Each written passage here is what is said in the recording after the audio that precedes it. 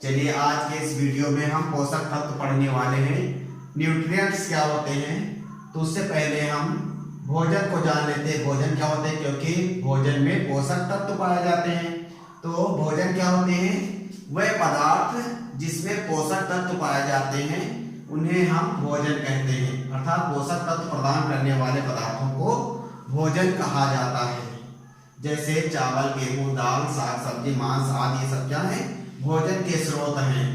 और भोजन के घटक अगली हेडिंग दी गई है, भोजन के घटक। तो भोजन के घटक क्या होते हैं, तो पोषक तत्व के आधार पर जो है भोजन को या भोजन के तीन घटक हैं। पोषक तत्व के आधार पर भोजन के तीन घटक हैं। कौन कौन से, ऊर्जा प्रदान करने वाले पोषक तत्व जैसे कार्बोहाइड्रेट, वसा, हमारे शरीर को ऊर्जा प्रदान करने वाले, जिससे हमें ऊर्जा प्राप्त होती, शक्ति प्राप्त होती, जिसके द्वारा हमारे शरीर के अंदर जैविक क्रियाएं संपन्न होती हैं, जैसे श्वसन, पाचन, उत्सर्जन। इन क्रियाओं के लिए हमें ऊर्जा की आवश्यकता होती है। गमन या वृद्धि के लिए हमारे शरीर को ऊर्जा की आवश्यकता होती है। तो ऊर्जा प्रदान करने वाले कौन से पोषक तत्व हैं या भोजन के स्रोत हैं, जैसे कार्बोहाइड्रेट और वसा। और अगला है निर्माणकारी पोषक तत्व। निर्माणकारी अर्थात शरीर की वृद्धि, शारीरिक वृद्धि या मानसिक वृद्धि किसके द्वारा होती है, प्रोटीन के द्वारा। एक माँ के गर्भ में छोटा सा भ्रूण होता है जो विकसित होकर जो है क्या, एक नन्हा शिशु, और शिशु जो है विकसित होकर एक वयस्क का रूप ले लेता है। तो निर्माणकारी पोषक तत्व कौन से हैं, प्रोटीन। अगला प्रतिरक्षा प्रदान करने वाले पोषक तत्व। प्रतिरक्षा अर्थात हमें रोगों से बचाने वाले कौन से पोषक तत्व हैं, विटामिन और खनिज लवण। हमारे शरीर में जीवाणु, विषाणु आदि रोगाणुओं से रक्षा करने के लिए हमारे शरीर में प्रतिरक्षी कोशिकाएं बनती हैं। और ये प्रतिरक्षी कोशिकाओं को इन रोगाणुओं से लड़ने के लिए बल किससे मिलता है, विटामिन और खनिज लवणों से। ठीक है, अगली हेडिंग दी गई है पोषक तत्व, उनके नाम, स्रोत व कार्य। तो एक सारणी के द्वारा दर्शाया गया है। यहाँ पर देखिए कॉलम बने हुए हैं। पहला कॉलम है पोषक तत्व, अर्थात पोषक तत्व के नाम, तत्व संगठन, स्रोत और कार्य। ये चार हेडिंग या चार कॉलम में दिया गया है। तो पहले देख लेते हैं, पहला है पोषक तत्व कौन सा है, कार्बोहाइड्रेट। तो पहला पोषक तत्व हमारा कार्बोहाइड्रेट है। किसका बना होता है, कार्बन, हाइड्रोजन और ऑक्सीजन तत्वों से मिलकर बना होता है। कार्बन, हाइड्रोजन और ऑक्सीजन से मिलकर ये जो है पोषक तत्व बने होते हैं। तो इन्हें हम कार्बोहाइड्रेट कहते हैं। ठीक है, और कार्बोहाइड्रेट कौन कौन से एग्जाम्पल में दिए गए हैं, कार्बोहाइड्रेट के क्या नाम है, जैसे ग्लूकोज, C6H12, C6H12O6, ये क्या है, ये ग्लूकोज है। इसी तरह से ग्लूकोज या जो आपका फ्रक्टोज है, ग्लूकोज, फ्रक्टोज, ये क्या है, ये सरल कार्बोहाइड्रेट है। ये किस प्रकार के है, सरल कार्बोहाइड्रेट। कहने का मतलब है कार्बोहाइड्रेट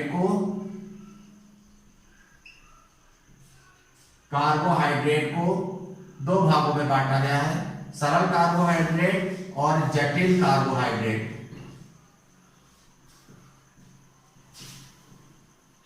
तो सरल कार्बोहाइड्रेट में ग्लूकोज, फ्रक्टोज, और जटिल कार्बोहाइड्रेट में कौन आते हैं, जैसे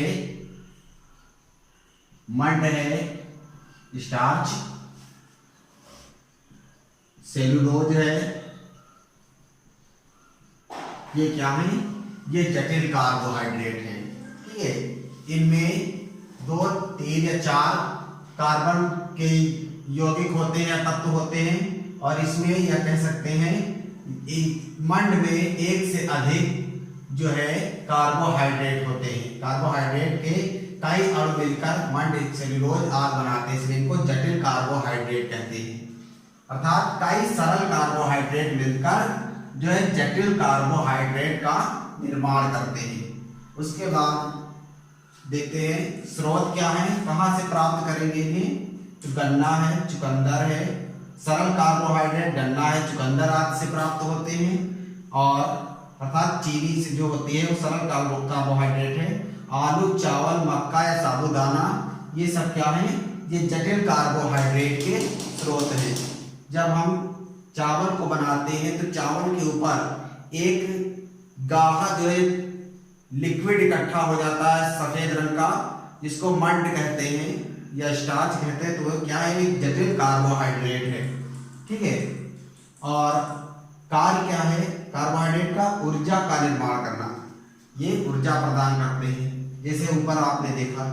उसके बाद दूसरा है वसा, कार्बन, हाइड्रोजन और ऑक्सीजन 3 तत्वों से मिलकर ये बना होता है, किंतु इसमें क्या होता है, ऑक्सीजन की मात्रा कार्बोहाइड्रेट से कम होती है।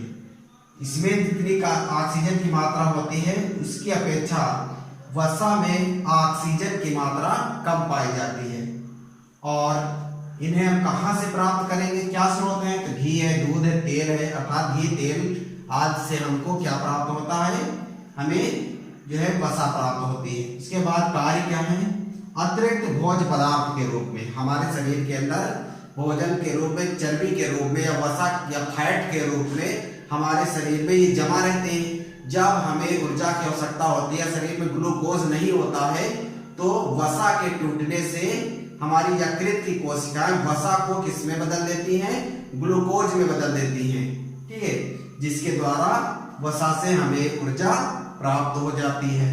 और अगला दिया है ऊर्जा प्रदान करना, तो उसी प्रकार से अतिरिक्त भोजन के रूप में और ऊर्जा प्रदान करना। ठीक है, और ताप का नियंत्रण, वसा जो होती है हमारे शरीर के ऊपर एक त्वचा पर एक चिकनाई का आवरण बनाए हुए, त्वचा के नीचे एक चर्बी का आवरण है, जो क्या करती है कि हमारे शरीर से बाहर ऊर्जा को जाने नहीं देती है, ना बाहर की ऊर्जा को अंदर प्रवेश होने देती है। इस तरह से ऊर्जा को संतुलित बनाए रखती है। ठीक है, इसीलिए ठंडियों में भी, चाहे ठंडी हो या गर्मी हो, ठंडियों में हमारा रुधिर जमता नहीं है। क्यों? क्योंकि वसा जो होती है, जो है बाहर जो ठंडी की उष्मा है उसको अंदर प्रवेश नहीं होने देती, जिससे हमारा रुधिर उसी जो है तरल अवस्था में बना रहता है। अगला है शरीर को सुडौल बनाता है। शरीर हमारा जो होता है सुडौल बना होता है। अगर वसा ना हो तो ये हड्डियां आपको दूर से स्पष्ट दिखाई पड़ेगी। तो गाल जो होते हैं भरे हुए होते हैं, मांसपेशियां होती हैं, जिसके कारण शरीर हष्ट-पुष्ट दिखता है। तो अगर ऐसा ना हो तो ढांचे के रूप में शरीर दिखाई पड़ेगा। उसके बाद अगला दिया गया है प्रोटीन। प्रोटीन किसका बना होता है? इसमें कार्बन होता है, हाइड्रोजन होता है, ऑक्सीजन होता है और नाइट्रोजन होता है। ये 4 तत्वों से मिलकर प्रोटीन बनती है। इसके स्रोत क्या है, कहाँ से प्राप्त करेंगे? दाल है, गेहूं है, मूंगफली है और बादाम है, आदि से हमको प्रोटीन प्राप्त होते हैं। खास करके दाल वाले जो पदार्थ हैं, दाल जो होती है, उससे हमको खास करके जो है प्रोटीन प्राप्त होती है। और प्रोटीन का काम क्या है? जीव द्रव्य का निर्माण, अर्थात जीव किसका बना होता है? छोटी छोटी कोशिकाओं का बना होता है। और कोशिकाओं में जो जीवित पदार्थ होता है, जो जीवित पदार्थ है, उसे हम जीव द्रव्य कहते हैं, प्रोटोप्लाज्म कहते हैं। तो जीव द्रव्य का निर्माण, अर्थात जीव द्रव्य में सबसे ज्यादा किसकी मात्रा होती है? प्रोटीन की होती है। जीव द्रव्य में कार्बोहाइड्रेट होता है, वसा होती है, प्रोटीन होती है। तो उन सभी में सबसे ज्यादा प्रोटीन की मात्रा पाई जाती है। तो जीव द्रव्य के निर्माण में प्रोटीन और एंजाइम का निर्माण, शरीर में जितने भी एंजाइम होते हैं, जो भी हमारे शरीर के अंदर विभिन्न प्रकार की क्रियाओं को संचालित करते हैं, वे सभी एंजाइम क्या है? एक प्रकार के उत्प्रेरक होते हैं, क्रिया की दर को बढ़ाते या कम करते हैं, उत्प्रेरक का कार्य करते हैं। तो एंजाइम किसके बने होते हैं? एंजाइम प्रोटीन के बने होते हैं। अर्थात सभी एंजाइम प्रोटीन के बने होते हैं, लेकिन सभी प्रोटीन एंजाइम नहीं होते। सभी प्रोटीन एंजाइम नहीं हो सकती, लेकिन एंजाइम जितने हैं वो सभी प्रोटीन के बने होते हैं। अगला है टूट फूट की मरम्मत करते हैं। शरीर के अंदर कुछ भी टूट फूट हो जाती है तो इसकी मरम्मत करते हैं। घाव हो जाता है, रुधिर बहना बंद हो जाता है। घाव होने के बाद कुछ देर के बाद रुधिर जम जाता है। क्यों? क्योंकि एक प्रोटीन आ जाती है जिसको प्रोथ्रोम्बिन या फाइब्रिनोजन कहते हैं, जो आकर रुधिर को जमा देती है। इस प्रकार रुधिर का बहना बंद हो जाता है और अन्य प्रोटीन आकर वहां पर मांसपेशियों की क्रियाशीलता को बढ़ा देती है और घाव पूरा हो जाता है। तो इस प्रकार टूट फूट कहीं भी घाव होता है तो उसकी मरम्मत कौन करती है? प्रोटीन करती है। अर्थात हमारे शरीर को पूर्ण रूप से उसी रूप में कौन लाती है? प्रोटीन। अगला है प्रतिरक्षा, अर्थात प्रोटीन हमारे शरीर के अंदर प्रतिरक्षा का भी कार्य करती। क्यों? क्योंकि जो प्रतिरक्षी कोशिकाएं होती हैं, प्रतिरक्षी कोशिकाएं जो हमें जीवाणु विषाणुवाद से बचाती हैं, तो वो प्रतिरक्षी कोशिकाएं किसकी बनी होती है? प्रोटीन की बनी होती है। इसलिए प्रतिरक्षा का भी कार्य करती है प्रोटीन। और थक्का का जमाना भी हमने बताया था कि कहीं घाव हो जाता है, रुधिर बहने लगता है, तो थक्का जमाने में, रुधिर को जमाने में कौन मदद करता है? प्रोटीन मदद करता है। तो ये था पोषक तत्व और पोषक तत्व के स्रोत, कार्य। ठीक है, आज के लिए बस इतना ही। धन्यवाद।